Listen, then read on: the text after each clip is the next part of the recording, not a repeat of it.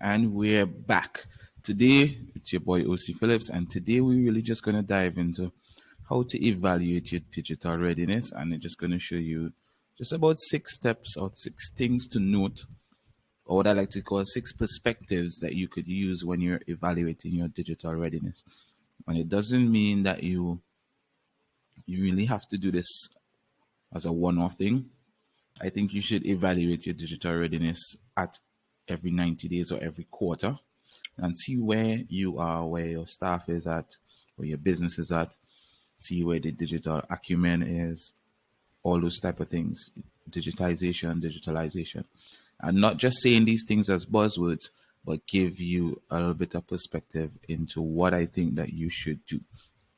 And of course, these things are based on experience that I've done on certain projects all across the world. And I'm here to just say that these are what I think that you should do. All right. So even in more seasoned businesses may find the task of establishing a digital identity daunting. And that's because most people cannot fathom what their business should look like as a digital business.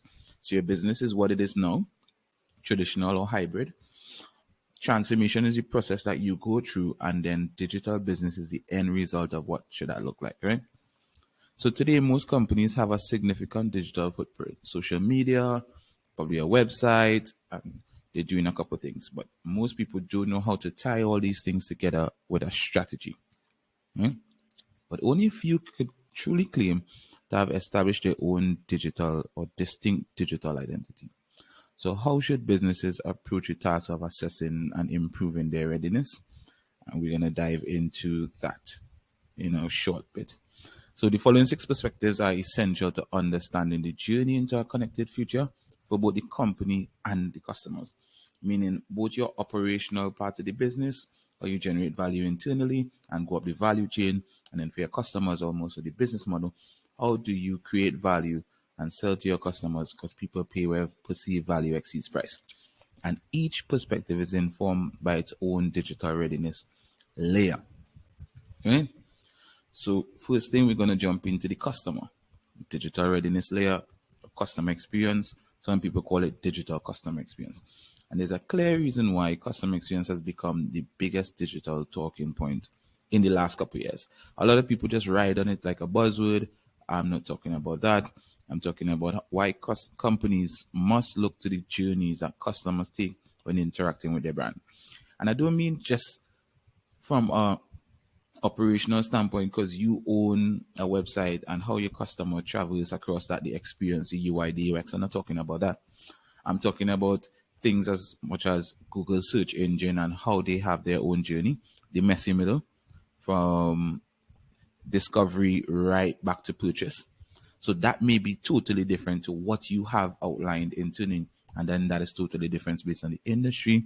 And then again, it's additionally different based on your niche. And then again, it's on a different layer. It's also different depending on if you're a product or service based business, right?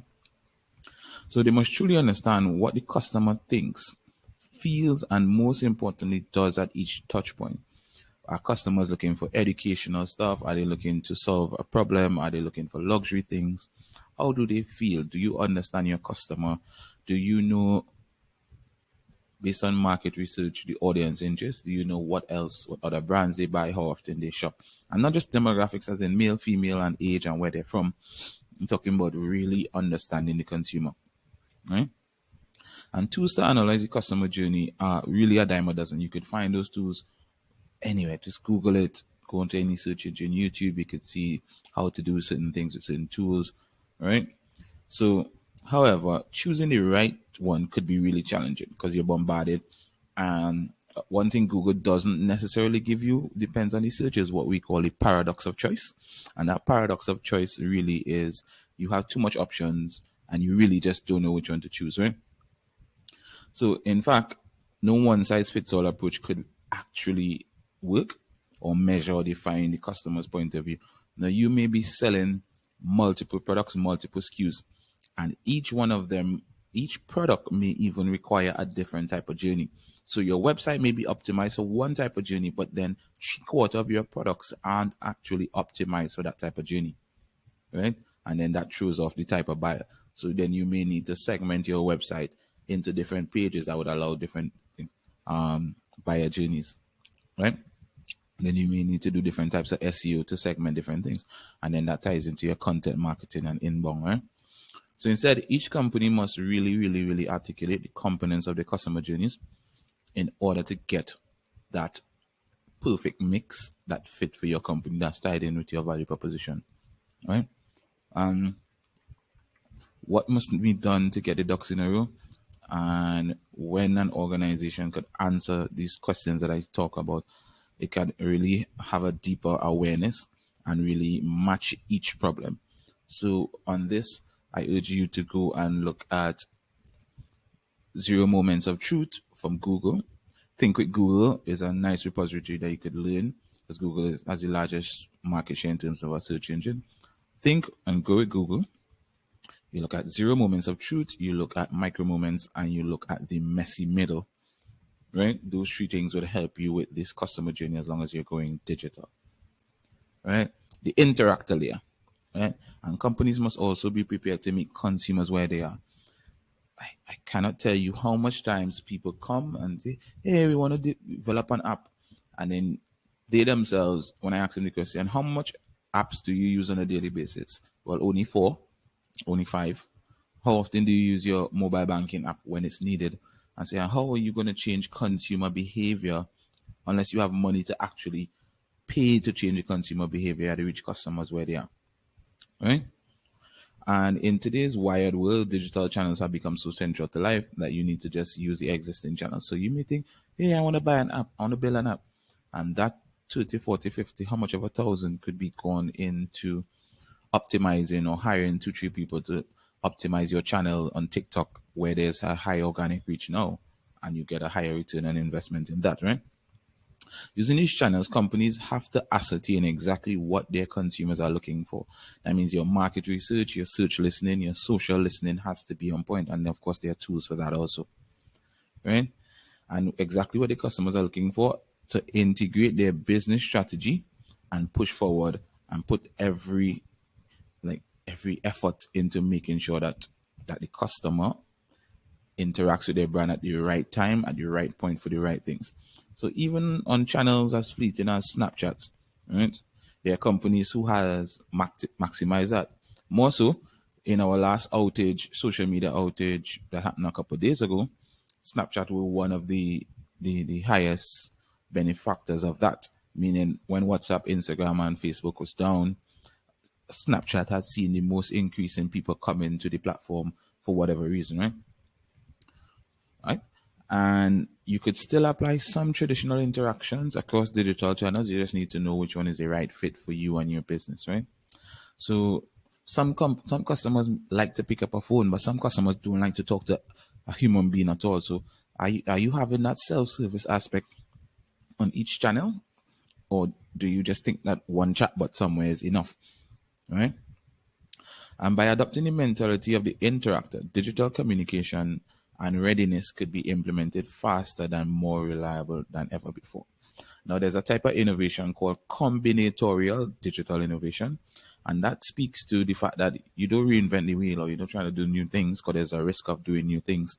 More so, how do you use existing technologies, combine them in a unique way for your business to get that done? Right? Let's dive into number 3, the user. Right? Once a consumer is captive, or once a consumer is satisfied with basic, what we call tenets of consumer provider relationship, meaning that you answer any questions, customer service is okay, and you're in the middle, nothing too good, nothing too bad, which NPS will probably have as a detractor, but let's go.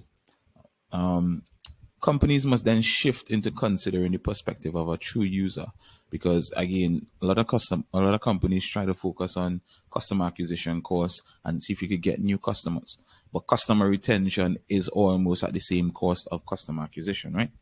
So we need to look at which one is worth more spending your money, upselling and cross-selling an existing customer or getting a new customer, or should you split it down the middle? Should you do 60-40, things like this, right? And a true user is a person who's committed to the brand and continues to support the products and services, right? And at this stage, like more product oriented views of consumer life cycle comes into play, or service oriented views, etc.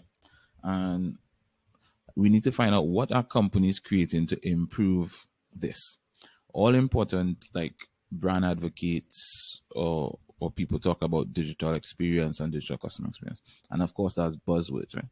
But in a world of third party providers, the value of creating first party content and products that truly meets the need of consumers can't be overstated. Meaning, they're third party people who, whether they do drop shipping, whether they are value added resellers, whether they're white labels, stuff like that, they change the game in terms of you being an actual first party provider of a product or a service. There are people that you could get it through outsource measures where they already have an existing relationship with a company and they outsource part of the project to somebody else. But then you have that relationship and you manage one person instead of managing multiple different suppliers. All these things are what you need to take into consideration on how you're going to reach your user, right? So reaching your user, understanding your users and getting data may be easier if you're first party, but it may not be the same if you're third party. Your target market may be accustomed to third party and may not want to share that type of information with you as a first party. So it gets a bit tricky. It's not as straightforward as we think. And the user layer or that product layer or service layer is actually a little bit more complicated to figure out because there are plenty of moving parts. Now we jump into the employee layer. And companies that want to be more prepared for the disruption cycle must look beyond the customer and look internally. More times you see people that overlook employees, and employees have tremendous cross-functional skills, or one employee may be really good on TikTok and understand TikTok, but then that person may be in a different department. And how do you move that person to marketing and have them champion the TikTok project or the TikTok outreach for your company, right? And lifting the right people into the right roles, giving employees the tools to succeed in your digital program or whatever paradigm or whatever you want to call it, and allowing employees to thrive in a fully connected world, it really prerequisites for like digital readiness. How do you assess them? Whether they're acumen, are they good in Facebook but not good in other social media?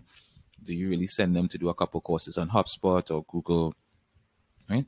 And do you get them to move into and buy into the actual transition or the actual readiness or the actual transformation part of it, right? And companies planning to overhaul their approach must first look into the perspective of their employees. Now, when people hear change, the first thing that takes a hit is productivity. As soon as there's uncertainty, productivity changes in a company. So getting that buy-in from your staff is paramount to actually keeping productivity going while you go through this assessment or your transformation, right? Without alignment and ground floor support, especially from your staff, any strategy you look to roll out will fail. And you hear people speaking about strategy with each or culture with each strategy for breakfast and stuff like that. And that is really and truly, you cannot implement any strategy without the buy-in from your internal stakeholders or staff, right? Because the operational model is what, and how far you go up the value chain is what directly contributes to your business model. The executive layer, and this is a really, really, really, really, really, really, really important thing, because again, before I even dive into this, every single week I see people who still live in the past try to guide companies to the future. Please, please, please, please. I see people looking to hire digital transformation specialists, but then they're still asking for a master's degree and 10 years experience. You cannot have all this experience in something that has never happened, right? You actually, right now, all you need is people who have tried and failed in digital transformation projects and learned. And these are the people that will guide you better than any other traditional master student can. And the fact of the matter is that when it comes to strategy for digital transformation, a company would always need an ambassador to push change. That individual must be on board with any digital readiness initiative, and they must also be ready to evaluate and guide the functional aspects of cultural transformation. You see, cultural transformation, a lot of people ignore this, and this is the single highest point of failure when it comes to digital transformation. Right? Functional processes is a major component of an organization's overall readiness to move forward, right? And it's too often overlooked. So a lot of people rush because it's buzzwords, and then they try to use the IT guy who actually just the IT guy. All he does is see about the servers and the hardware stuff, and then they want to put this guy in charge of digital and websites and stuff, and try to turn him into a Swift, he or she into a Swiss Army knife, right? And that's not really practical. You're not going to get the best results, right? And the real meaning behind buzzwords like agile and process and MVPs and feel fast and all this type of thing really clouds different people, and it means a different thing here in the Caribbean where we are. Um, and somehow they're supposed to demonstrate a true readiness for digital maturity, but they don't always do here because we keep using first world context on our third world context, and it's not an exact fit. So we need to really look at where we are and assess where we are, and then assess where we need to go. So digital transformation for us or some companies would ideally still mean that we're still behind some of the big companies in the first world, because these are things that we should have been doing years ago, right? So really and truly, through the lens of processes and stuff like that, we may see an increase in productivity or trajectory towards the end goal. But even the best solutions still require advocacy in order to bring about like that necessary cultural change. And if the executive can't champion a planned strategy throughout this times that we're living in, then the enterprise really wouldn't be able to do that. And 9 out of 10 times, sometimes you ask existing people who don't have a good perspective or who employees don't respect, and you're asking them to lead them into a future. And you need to understand that people who start businesses usually start businesses to solve problems, and then they hire people who have formal education who aren't really designed to be problem solvers or critical thinkers, but they are people designed to keep the ship afloat and run the business day to day. They're good managers. And right now, for the digital transformation efforts, you do not need good managers. You need critical thinkers. You need people who see the future and could reverse engineer all the steps that your business needs to go through. And the last important layout to the six is the infrastructure, right? And the perspective of infrastructure is really evaluating and improving your readiness, your digital readiness, and it can't be ignored. Viewing the potential changes through the lens of different types of technologies and connections and products would be necessary. And I do just mean infrastructure because there's a very serious assessment that needs to take place, because a lot of people don't understand having the wrong type of technology could set you back 4 to 5 steps, right? So we need to look at how do we stitch together different things like analytics, customer management, tracking, digital, different types of strategies, customer interactions, digital customer experience strategy, value chain, these types of things, right? And how do we do that? Have all of them work in tandem to support the actual goal. Because what a lot of people don't understand is that digital transformation, the actual process of transformation means that your business should not look like what it looks like before. There's nothing in a butterfly that makes it look like a caterpillar. And if you've seen a butterfly for the first time, you'd never think that it came from something looking like a caterpillar. And this perspective really allows room for a more technical view when needed, or technological view, or digital technology view. But it really should provide a filter of feasibility for high-level thinkers who know the complexities that comes with digital transformation. So again, please find the right people to do digital transformation projects. Please, I'm begging you. I have done a couple projects across the world for free to just get experience to understand what it is. It's harder than you think. Please find the right people, because if you don't get it right 9 out of 10 times, some businesses can't bounce back after such a large investment. And really and truly, if your business was really solving a problem for the masses, then the masses are now left with that problem still. All right. So finally, keeping up with the pace of transition is highly critical for success, meaning that something that you've done 2 weeks ago could also now be obsolete, and you need to be agile, you need to be dynamic, and you need to move really quickly. Get rid of the red tape. Make sure that here's what you could still find a problem, assess it, and implement something in a couple of days instead of going to a board for all this approval. And the board meets on the Thursday of every month, and you have to go through all of that. So we need to reconfigure processes and technology to take on this channel. We're looking at everything you need to still look at people, process, and technology. And the journey to a digital transformation begins with a digital readiness assessment of existing technology framework to identify where the organization currently stands. You need to know where you are. You may also need to fix a couple cracks in the foundation before you apply all the other layers on top of it. All right. So it's your boy Ocey Phillips. Sometimes I'm a digital transformation consultant. I have also done a couple frameworks on how you should start your digital transformation. I also did a framework on how you could assess the things that you need to become a digital business. And first and foremost, get at me. Email at info@oceyphillips.com. You can find me at Ocey Phillips on any channel. Of course, like, share, and subscribe. Find this video on all my social media channels, and get at me if you have any type of digital transformation or digital projects that you need any assistance with. Peace out.